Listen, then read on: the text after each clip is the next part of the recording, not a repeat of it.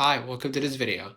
To set up a focus mode that blocks specific app notifications on your iPhone, go to Settings, Focus, choose a focus mode, let's say Mindfulness, and select the apps under Allow Notifications.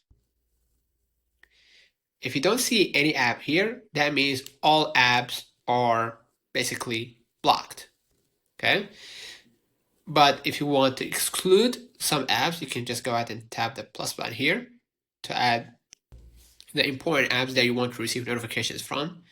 So let's say WhatsApp and TikTok Studio.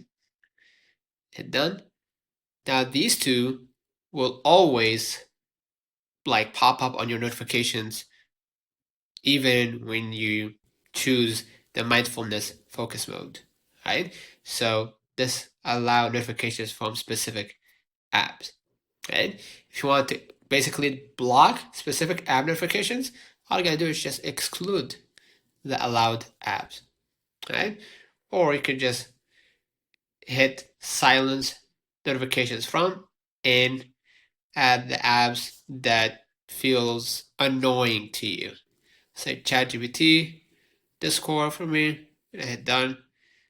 Now I silence both apps.